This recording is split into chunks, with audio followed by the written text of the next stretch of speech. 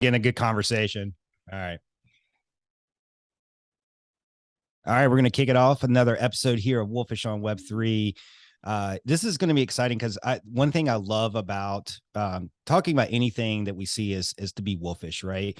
Something that is really actually bridging real world with crypto and blockchain. And the more use cases and examples that we can see of that, I think the better of a representation it can bring to the space overall. Like you actually see that these tools are solving problems or making things better for just the society that we live in.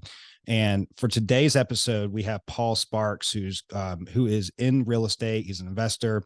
He has a lot of experience in that area, but he's also doing things in the blockchain space as well to kind of bridge real estate with blockchain.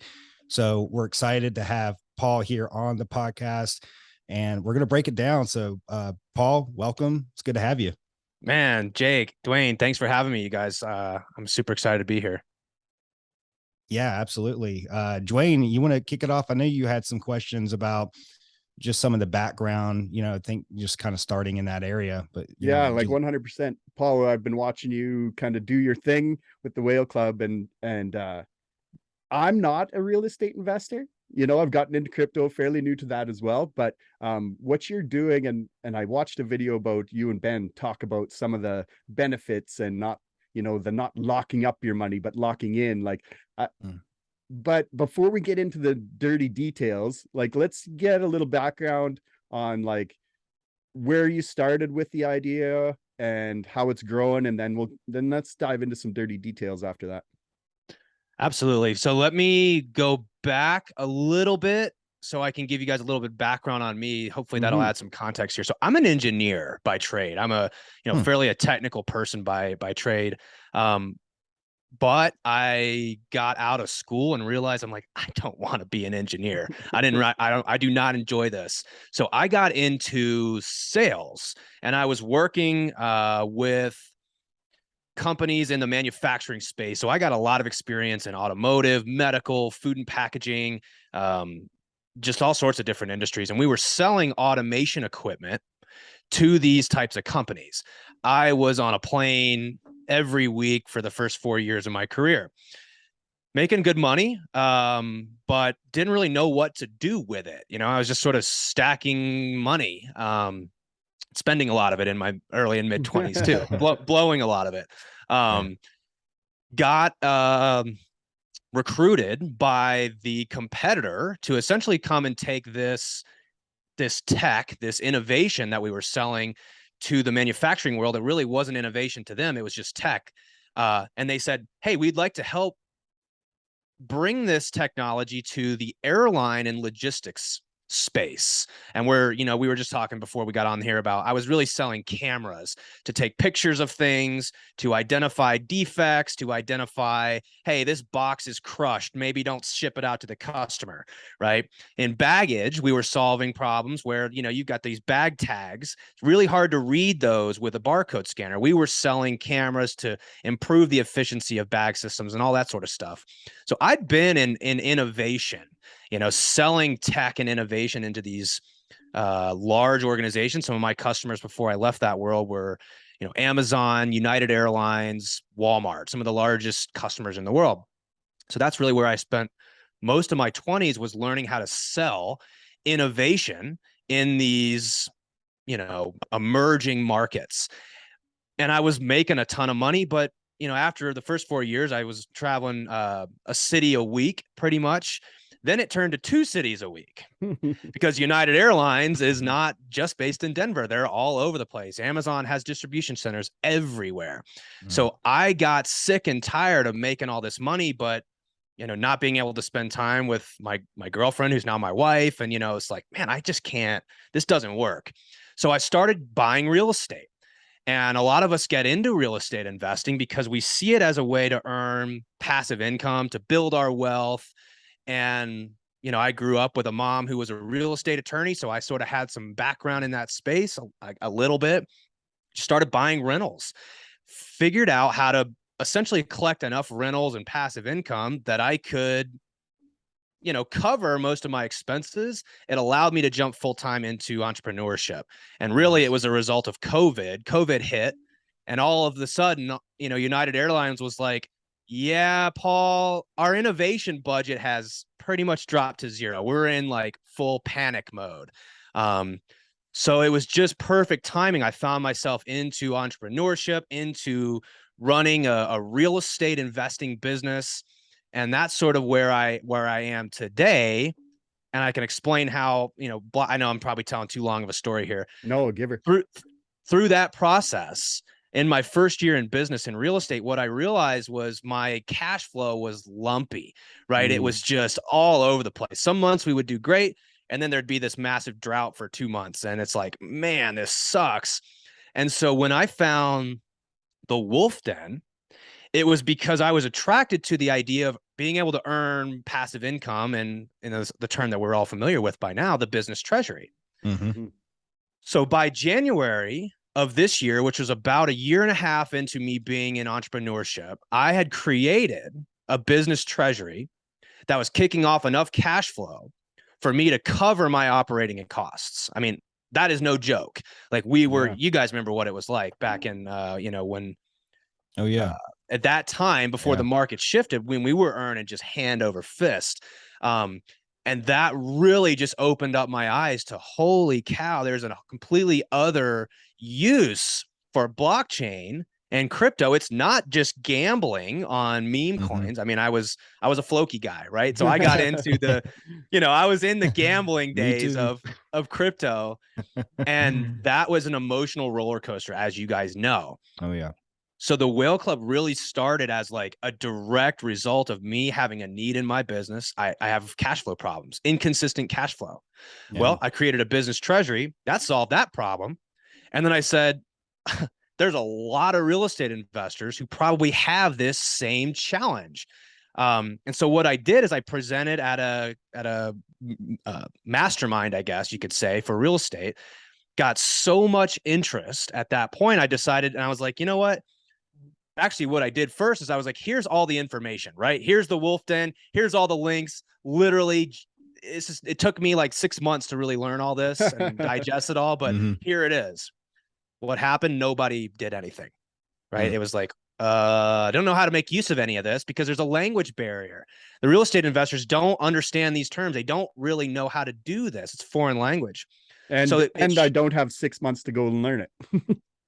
Oh my God. As a business owner, as an active business owner, I don't know how I made the time. Yeah.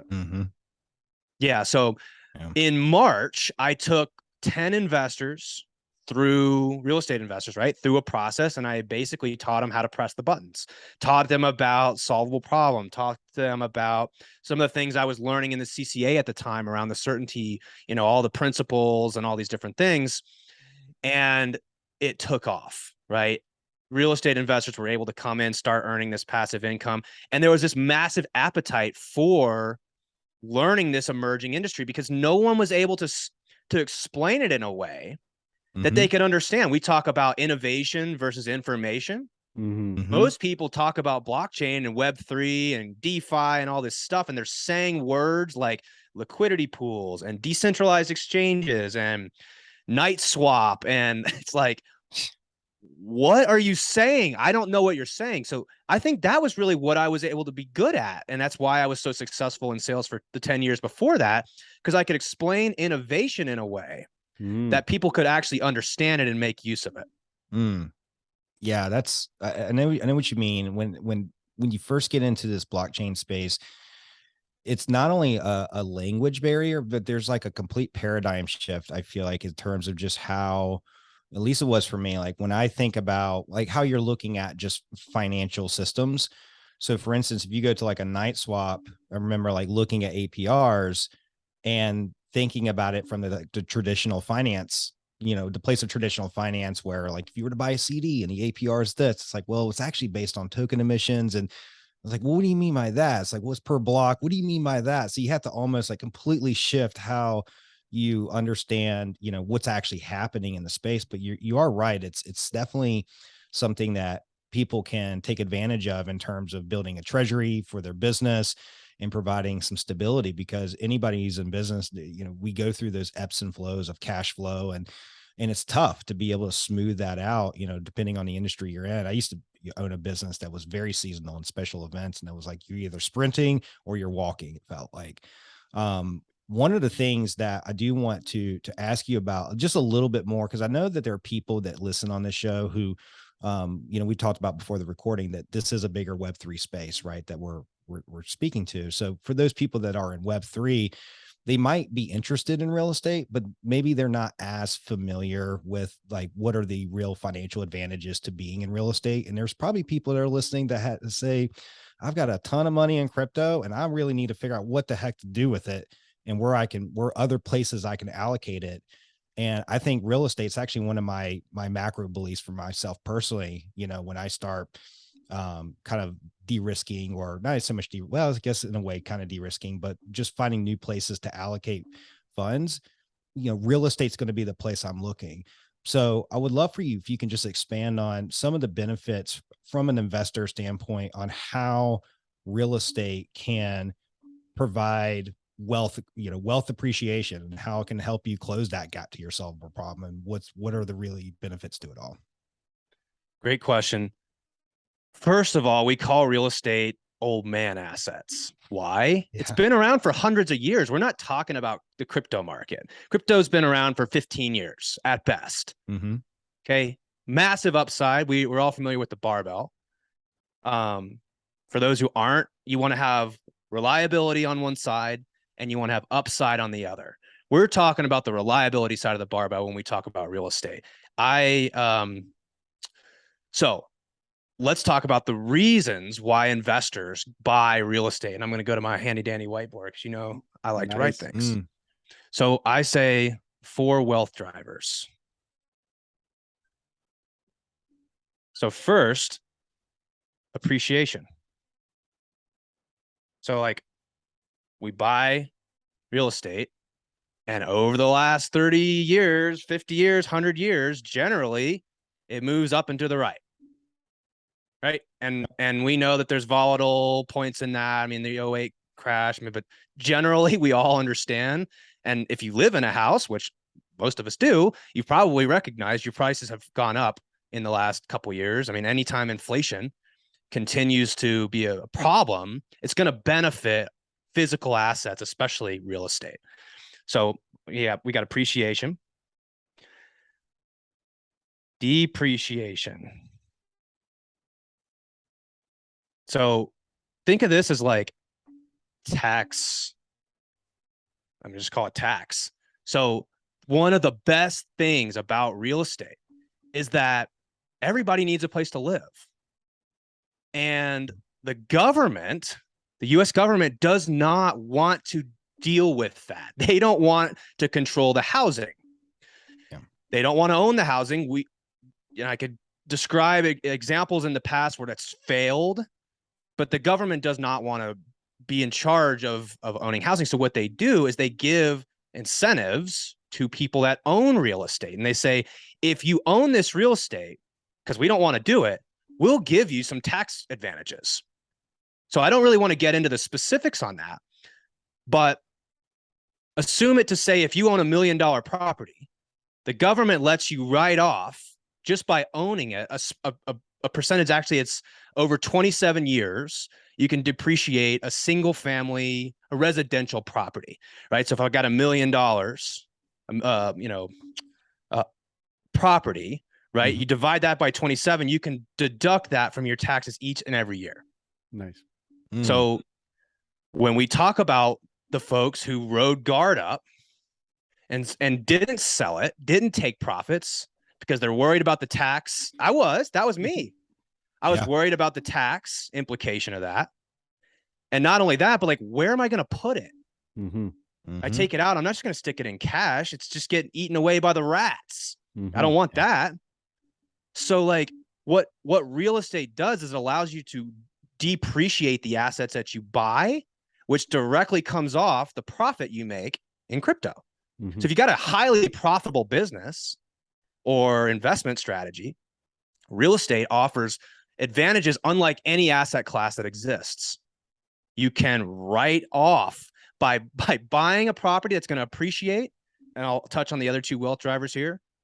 Like it's a double whammy. Like you're getting Yeah. the appreciate. It's a four whammy, right? So let's go to the other. So we got depreciation. That's probably the biggest one for any crypto investors out there. Like you're going to get depreciation. Number 3 is loan pay down. So we don't buy these houses in cash. We buy them with government-backed debt. Why do we like the debt? Because we stick a renter in it and someone pays that down over time. So you got $1 million property and you put $200,000 down, got $800,000 in it, but you stick a tenant in it. They're paying that loan down. Right? They're paying that down, and that's equity. So like equity, your equity is increasing every single month just by the loan getting paid down by somebody else. You're also getting the appreciation. You're also getting the tax benefits to write it off. And number 4, maybe it should be number 1. I don't know. It's cash flow. And we're not talking about 70% base case stuff. We're not talking about that. We're talking about like 7 to 10% cash flow. And so what happens though is you talk to a crypto investor and they're like, yeah, but I don't 7 to 10%, like I'm not interested in that. And I'm like, you aren't seeing the entire picture here, because we're just describing cash flow. The reason why 90% of millionaires own real estate and why real estate is such a massive wealth driver is because of all of these things in totality. The house is going to go up in time. You're going to get to write it off. You're going to get your loan paid down. Oh, and you're making that 7-10% cash flow. These right here aren't exactly predictable. This one kind of is. This one kind of is. You know, this is cherry on top. Yep. Right? Appreciation is cherry on top. We don't buy a house counting on the fact that it's going to go up in value. We buy it because it's going to cash flow. As long as it cash flows, we get the other benefits as a byproduct of that. That does not exist in any, I'm not aware. There's a few other like for example, like infinite banking policies and different things like this that have similar properties. But as an investor, what I'm doing is I'm looking at all of these options that are in front of us and saying, well, least risk, least effort, most options. Boom. Yeah. That's it. That's why the certainty operating system is so freaking powerful. Oh, it is so powerful. Yeah, we'll maybe touch on that before this conversation's done. But yeah, I don't want to stop you rolling. Just keep going there, Paul. That's it, man. That's the reason why we own real estate. It's not like this isn't rocket science. Yeah. You know what I mean? But you know what I'd like to touch on, unless you've been told that, sometimes real estate just seems so scary to like, oh, what do you mean I'm investing this money and it's going to crash in 08 and I'm going to lose my house? And, like, so sometimes people, if they're not in the right circles, they're not talking to the right people, real estate can be a scary opportunity or a scary investment when the way you're talking about it, it seems like, oh, well, why aren't I putting my money in this safe asset? Well, so let's describe the 2 types of investing that you could do.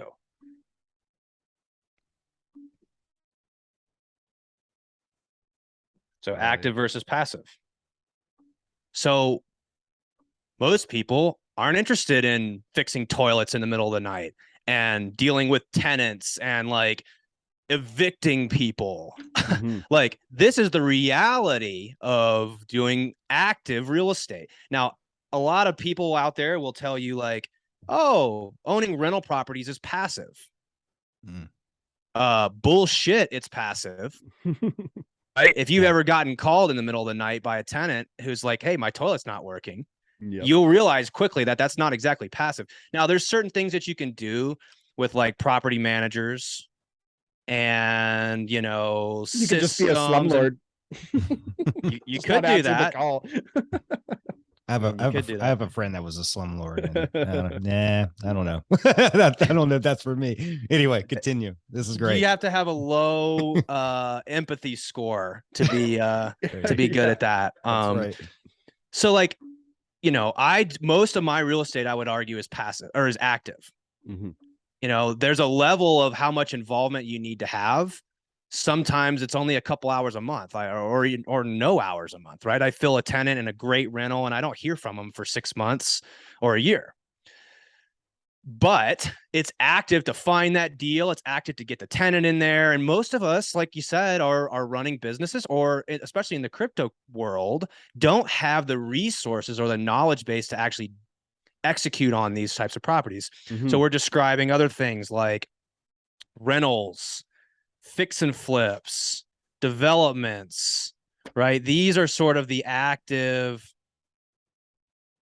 types of investing. Developments, you could buy commercial, right? And this is like, you're going to actually buy it. You're going to go out and buy it. Somebody's got to source the, so I always say there's 3 sides to every real estate deal. Somebody's got to find the deal, source the deal. Somebody's got to fund the deal, who's bringing the cash. And then somebody's got to operate it and manage it. So if you can connect those 3 sides, you got a winner. Right? Yeah. So let's describe the passive side, because most folks here are like, that's why they're not investing in real estate, because they're like, I don't want to actively invest in real estate. Yeah. Just want the 4 benefits that you're telling me there. So you got sourcing. Can I have all the upside with no work, please? I'd like that too. So this is my deal triangle. So you got sourcing, who's going to find the deal, who's going to fund the deal, and who's going to operate it and manage it. So when you're talking active, you're doing all 3 of these things. When we're talking passive, we just want to live right here in the funding world. How do I put some money in and get those 4 benefits that you just described there? So the instruments we use to do that are what we call funds and syndications. Now, a fund is where you would, you know, let's say we got a bunch of folks and, you know, we raise a bunch of money and I'm like, here's what I'm going to go do. I'm going to go out and I'm going to buy a bunch of single families in the Midwest. And this fund is going to kick off all those 4 wealth drivers I gave there. And as an investor into that fund, I put my money in. The operator finds the deal. Remember, we got the deal triangle. So they source it. They operate it. The funding comes from raising money from the fund.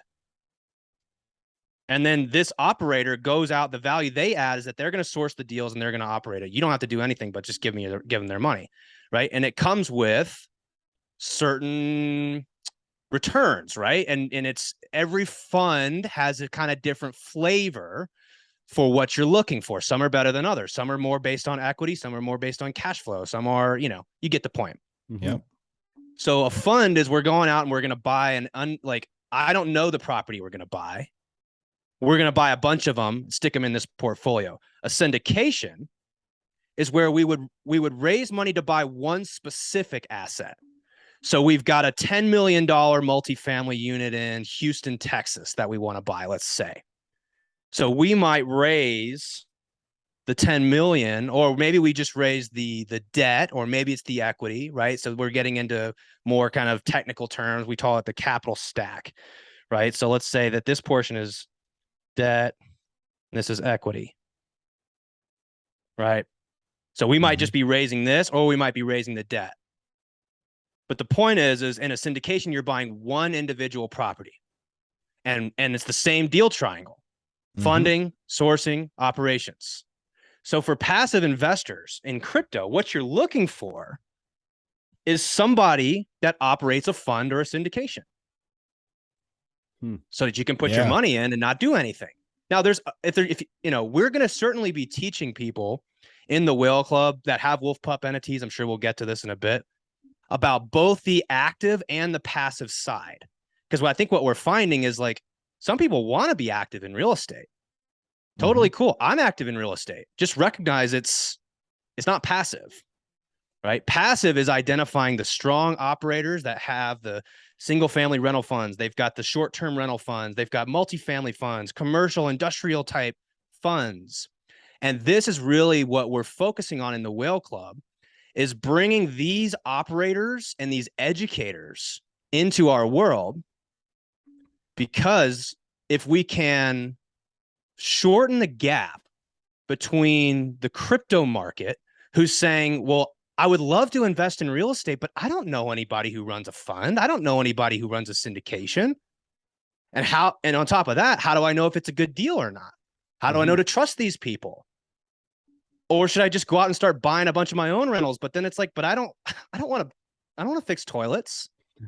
Yeah. This is the problem that exists, is there's not a bridge between these two worlds.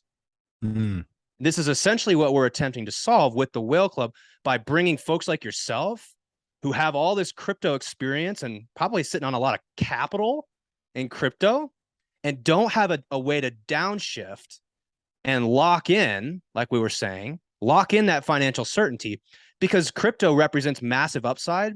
I certainly would not consider anything in crypto reliable.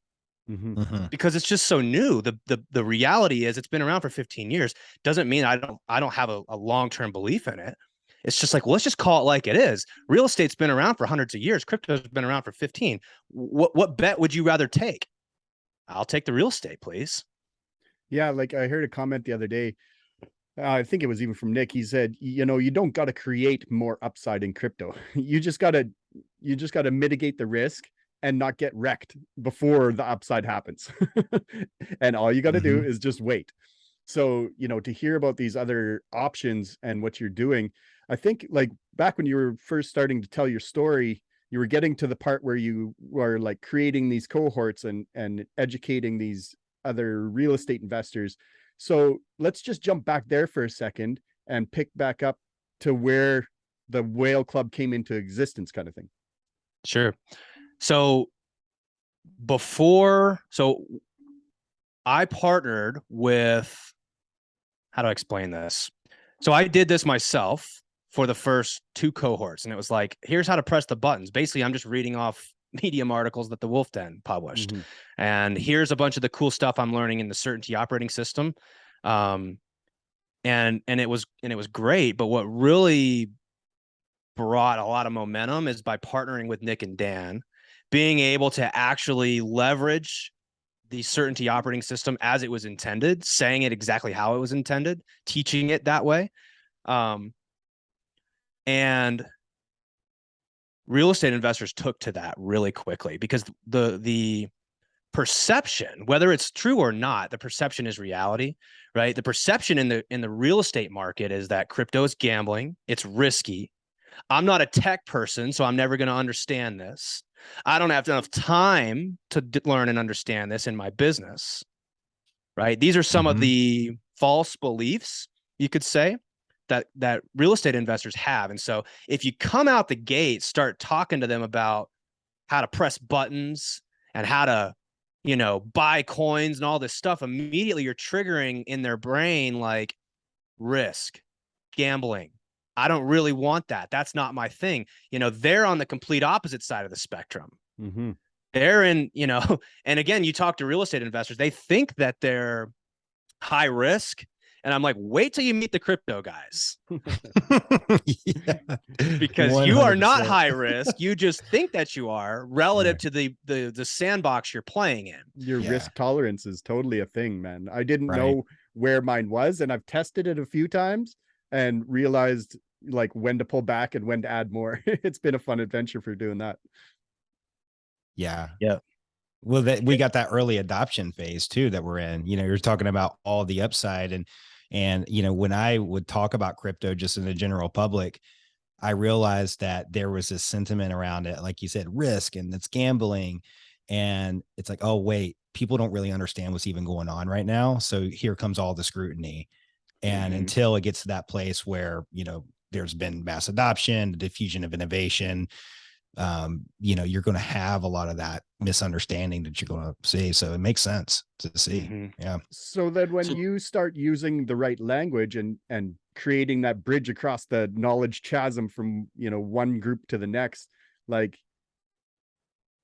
so it was a good thing that you've been in that industry and releasing like innovation. So you kind of know how to bridge that gap. But I can just see light bulbs just going off in the room once you start using the right language.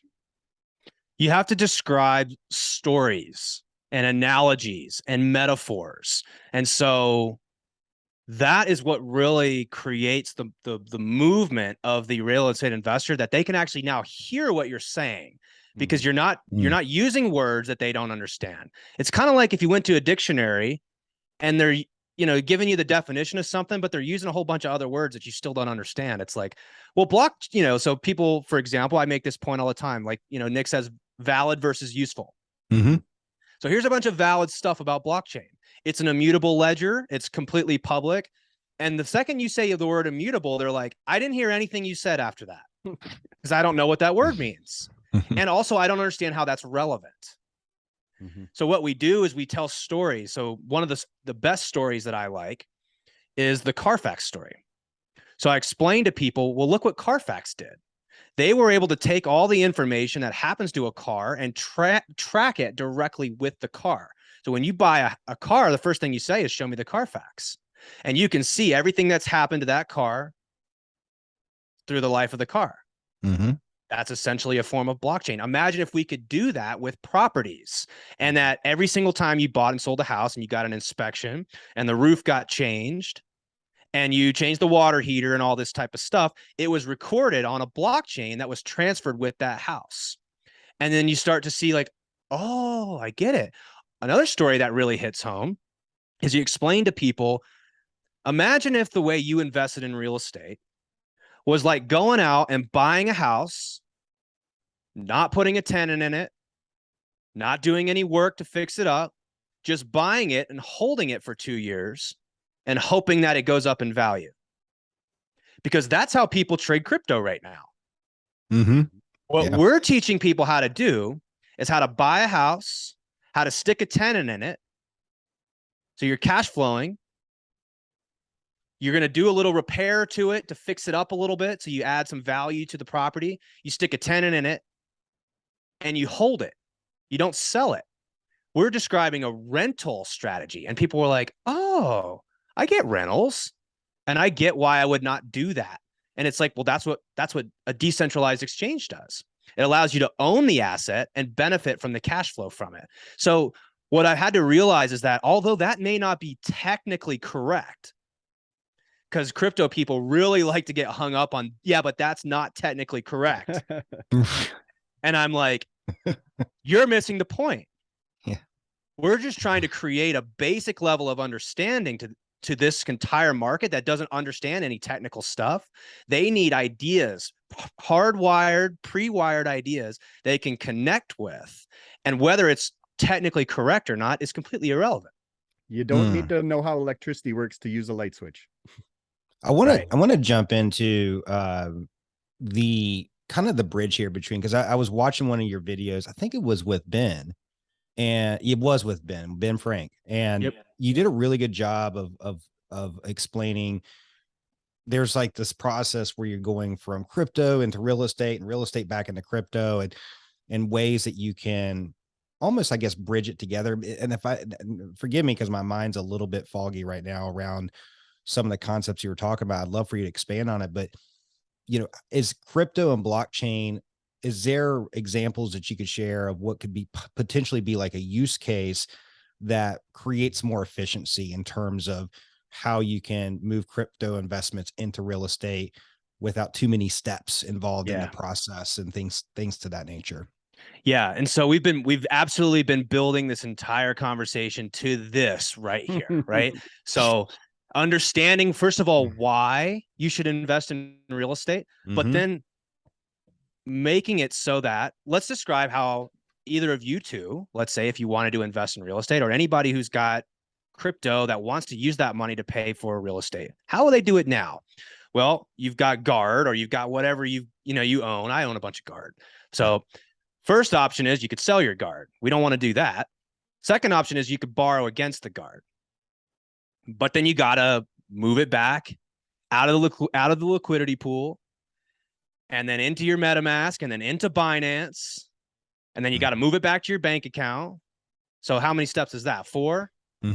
Then you got to wire it to my bank account, and then I'm going to take it and put it in the fund. That fund's going to kick off cash flow. We're at like 6 or 7 at this point. And then the cash flow's got to come back to my bank account, back to your bank account, back to Binance, back to MetaMask, back into the liquidity pool. And again, what do crypto investors say? They're just like, no, thank you. I will just keep my guard. That sounds like way too much work. And it is. Yeah.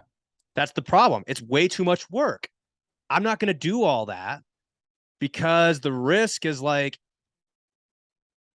it's just it's really about, in my mind, they don't quite understand why it's got value.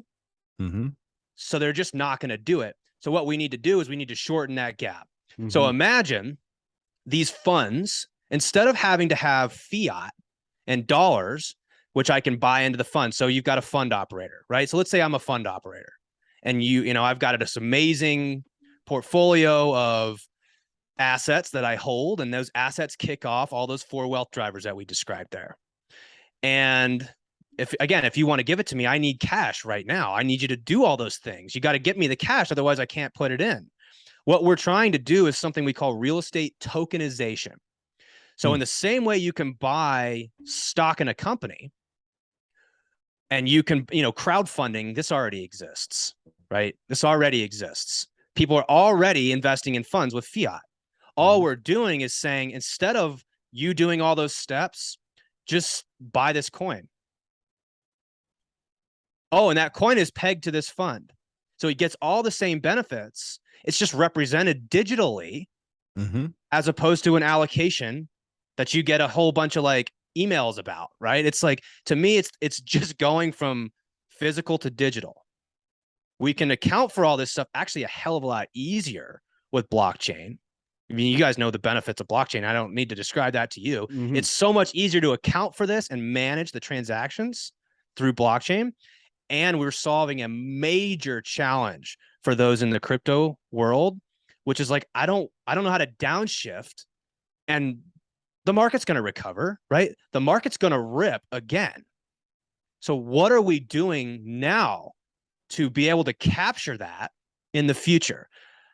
Not only does this benefit real estate investors, because we're able to now open up a completely untapped market. Like there's $1 trillion in the crypto market. And there's what does Nick say? 20,000 coins that exist. I mean, most of them are just trash. Yeah. And so what do crypto investors downshift into now? Well, Guard, probably, if you're in the wolf den, or Bitcoin and ETH, large caps, basically. All we're trying to do is provide more optionality on the reliable side of the barbell. Buy your Guard, downshift into Guard, downshift into Bitcoin and ETH. But oh, by the way, here's some other options as well. You can downshift into a single family rental fund. It does not get more reliable than that. It doesn't. People always need a place to live. There's always going to be a need for that $1,500 a month rental. I don't care what happens in the world. Wars, down markets, people always need a place to live. And so if we can attract some of the best operators in the country, Steve Trang and I, who's my partner in this business, we're connected with some of the best operators in the country. If we can educate them on the opportunity that exists, if we can take and tokenize the assets that they already have them. We have the technology partners to do it. It's literally like our fingers on the trigger right now. We could do this today. The question is, will the crypto market actually buy these tokens if we make them? Yeah. I think we think they will. We just got to educate them on why they should. Yeah. So just a quick question that popped up. And so would the token be like, if I was to research a property, like, do I want to get into a single asset? Do I want to get into commercial? Do I want to get into a syndicated fund of like one property? Like, and this might be more than we're able to talk about, but would I be able to kind of do my own research into like those specific real estate properties, or does it really matter? Like, to a certain extent, like I just need to know, like, how how into the weeds of learning the real estate do I need to know to invest in that token? You know what I mean? That's a very good question. I would say, so we talked about funds versus syndications. Mm-hmm. A fund, in my opinion, has there's more properties in that fund. So the risk of any one particular property is reduced significantly. You're looking at the entire portfolio. This is why people like mutual funds, right? Because it's a collection of a bunch of different things. So if Kansas City's market struggles, it's like, it's okay, because we got a bunch of properties in St. Louis as well. Right. And we got a bunch of properties in Wichita. Like, I don't know. Oh, so these funds and syndications, they're already happening in the real world in real estate. Like they're already happening. You just need to get that bridged over to where us crypto people understand what we're investing in. So for example, a typical single family rental fund would have you would get a benefit. Again, I don't want to get too technical in this conversation, but you get a benefit from appreciation. If the portfolio value rises, you benefit from that. You benefit from the tax just by buying a token pegged to a single family rental fund. You just got a bunch of tax advantages. You can write that off. That was going to be one of my questions, was like how the tax benefit was going to work if you buy the token. Okay, gotcha. Whether you invest in a fund, a syndication, or a single family rental that you buy, still get the benefits. Yeah. Right. Gotcha. So the question really is, you're actually now evaluating the operator in most cases, right? So the question is like, okay, well, how long has this guy been in business, guy or girl? What type of returns have they produced over the last 2, 3, 4 years? So really what we're attempting to do is to educate the crypto market on a couple things. Here's how you could actively invest. If you want to do this stuff yourself, we all do that. Here's how we've done it. But also, here are all the different fund operators, and they're all in the Whale Club. First of all, you want to meet them? Show up to the next event. You want to meet the guys who are actually investing your money? Show up to the event. Yeah. And show up to the calls, because they're going to be talking about their products and the benefits of investing in this versus the other. And it's not all or nothing. You want to own into an industrial fund in the Northeast, and you want to own some short-term rentals. So you might invest in that particular fund operator's fund. And you want single family rentals and multifamily and a development project, because you're like, that one's got a lot of upside. So there's no difference in my mind with the way that we evaluate coins. Like, why should I invest in this coin versus this coin? Well, let's do some research on it. Yeah. So yes, it's the same exact thing. Why would someone invest in stock, one stock or the other? There's some research that needs to go into that. So yeah, we will absolutely be, this is the marketplace we're trying to create. We're trying to teach real estate investors that there's a whole market over here you're not touching. There's $1 trillion, and it's probably going to grow to 10 trillion at a certain point in the future. I don't know how long that's going to take, but I'm bullish on the crypto market long term, continuing to grow. Where else do we have a market like that we can pull capital from that's growing at that rate? I don't know of any. Yeah.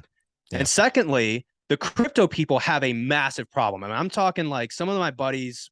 One of the guys in Direwolf, he was a close friend of mine that got me into this. I won't use him by name. He had something like $50,000. He turned into like 40 million. And it's like, Tom, I just use him by name. You are going to get crushed by taxes, right? That's really the problem that we're solving here. Yeah. How do you offset those taxes? How do you lock in financial security, take some of that off the table, and grow your stable base? And the tokenization of it makes it more efficient to go through that process of accessing the benefits that you're describing, right? So I think this is a good segue. We're kind of getting to the last piece of the podcast, and I want to make sure we cover the Whale Club. And I think this is a great segue into the Whale Club, because the way I understand it, the way you're speaking, it sounds like this is kind of the place where you can get that education. And also the proximity to the people who are the operators, the funds, where you can, do that research, to be able to understand what are they thinking, how are they thinking about this stuff. So if you want to, I love the term you use, downshift, into real estate from crypto, you have that fundamental understanding. So would you mind like diving into the Whale Club? Tell us a little bit more about that. What kind of an experience somebody can expect by being part of the Whale Club? So whether you're in crypto or real estate, it doesn't matter. The same thing is happening. We bring 10 to 15 investors in through a cohort. And this is basically certainty that we teach over 7 weeks. Okay. We're teaching the 4 wealth commandments. Most of these classes are taught by Nick, Dan, and myself, right? So it's a version of the CCA. So if the CCA was like, I mean, it's like 45 grand. I mean, I went through it. It's an amazing program. If you've got the capital to do that, you should absolutely do it. Not everyone has 22 weeks and 2 hours a day each class to do that, or the capital to invest. So if you want CCA Light, that's taught by Dan, Nick, and myself, that's what we teach. That's the onboarding process. We also teach real estate investors how to press the buttons, how to get into MetaMask. I mean, these are terms they have no idea what you're saying, right? So we got to teach all that. That's a lot of what the Wolf Den did for all of us when we first came in. Like they taught us how to do it. Okay. That's all free. That's free for anybody. All the button pressing, all that sort of crypto stuff, that's free. And so most of my focus so far has been pulling the real estate crowd into the crypto sandbox, right? Let's teach them how to do this. Let's teach them, first of all, how to think about it, so they don't wreck themselves chasing more and more and more, right? We know the danger of that, of kind of, it's like giving a kid a blowtorch. It's like, man, it's dangerous. Let's be careful now. And so once these real estate investors come through and get educated on all this stuff, on the certainty operating system, we teach them how to press the buttons. And then we start having higher level conversations around how do we actually create real world things, which comes back to the real estate tokenization. There's plenty of other things that we're working on, but the main focus right now is how do we actually solve this first problem, which is crypto people have no way to buy real estate without going through that massive cycle that we talked about earlier.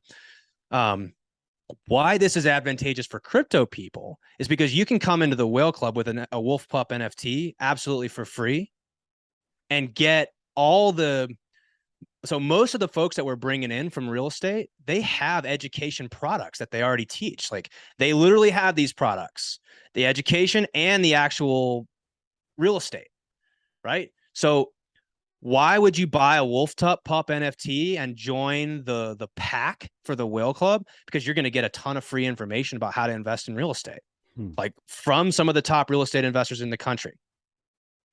Why would you join the Whale Club as an investor and actually, so we have a couple different tiers in the Whale Club, so similar to how the Wolf Den did. We have dolphin, we have shark, and then we have the whales, right? So the whales are the folks who have gone through the cohort, and we're putting a lot of resources to actually help them create these real world things. And so what I'm hoping is that some of the crypto people will come in, they'll take all this free information, and then they'll say, man, this is really interesting. I'd love to meet some of the top real estate investors in the country and start networking and collaborating with them because I want to invest in real estate. So I would say if you're looking for information, free information, and to be educated, that's all free. Like join our Discord, please. We want you in there. If you want to actually commune with these people, meet them, and I can't tell you the benefit it has for me to know these people in my investing career for my own wealth. Like to know some of the strongest real estate operators in the country is extremely valuable in and of itself. Yeah. Right. So that would be why someone might join the Whale Club and pay to actually join our cohort because they want to get the CCA, training. They want to meet some of these operators and they want to get involved and be part of actually bridging these two worlds, right? Because we need feedback from the crypto market too. If we make this, we say all the time, like we don't want to build the ark and then nobody gets on it, So how do we have some direct feedback with the other side of the fence here And that's where folks like you guys come in. Being on your podcast is such a great, opportunity for me to share my message with the other Wolf Pup holders. It's like, just come in and get all the free information. We're going to publish tons of free education on real estate investing. If it turns out that you're like, hey, I really like this and I think I'd like to and start investing in real estate, well, we got an entire group of, it's like 75 of the top real estate investors in the country, and we're adding about 10 to 15 every month or two. Yeah. Wow. That's incredible. This is so exciting, Paul. I'm looking forward to this and seeing you guys grow and develop this into who knows what. Like, and it's just like the Wolf Den started a year ago, and what they initially thought it would be has transitioned and grown and keep moving forward. I can just see this happening with the Whale Club, and what is possible is very exciting. Agreed. Yeah. I'm excited as well. And I appreciate you coming on here and sharing, both the sides of real estate investing and, I've listened to, what was it? The Bigger Pockets podcast. I used to listen to that on real estate investing. And I'll say, like, the way that you broke it down, has been one of the how I was able to interpret just the way that you explain real estate has been one of the most helpful explanations for somebody who's not in the business, somebody who's not in the space. I'm in crypto. I understand what goes on in real estate to a degree, but like, to actually really truly understand how you can build your wealth and get closer to the things you want, right?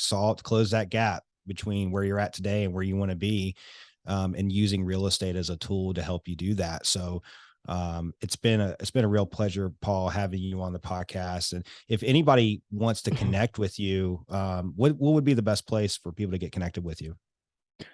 So I am turning into a social media guy now, because apparently I have to, in order for people to find me. So you can find me on Instagram, Paul Sparks Official.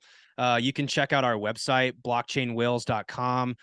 We're putting out these master classes. Like you said, most of the folks here are Wolf Den people. So, if you guys want to hear how we're interpreting the information we learned from Wolf Den, I mean, I owe so much of all this success to Nick, Dan, all the things that I've learned in the Wolf Den. The community of people there have been so helpful for me. I want to do everything I can to give back to that community. So we're just going to give everything away for free, right? The reason why you would want to join our community is because you see value in being involved in the massive innovation that's taking place, and you want to meet some of the top real estate investors in the country. You might also want to get exposure to the certainty operating system, and you got priced out of the CCA. This one's being taught by Nick and Dan, just in a more condensed version. Love it. Yeah. And we'll definitely make sure link stuff up in the show notes to the Discord for the Whale Club, so people can join, and your new coming social media presence as well. So congratulations. Welcome back to the world of noise. Yeah, I'm back, man. And back when I was selling to Amazon and Walmart, it was in United Airlines, it's like they don't look on your Instagram page to decide whether they're going to do business with you. So I didn't need it. And now I need it, because people need to know who I am and what I'm all about. So I'm going to wear it all on my sleeve. So. Oh, well, I can see us having you back on. Like, I'm definitely going to get a little bit more involved, because I'm interested, and I'll keep an eye on it. And next big step and the next big turning point, we'll have you back on to explain more, because it's just been so many light bulbs, like Jake said, in this small little conversation we has already flipped the switch for me a little bit.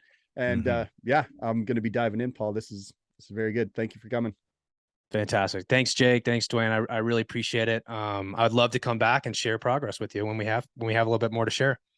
Awesome. All right. Go ahead. Pause or stop it right there. Go ahead, Dwayne. You can stop the recording.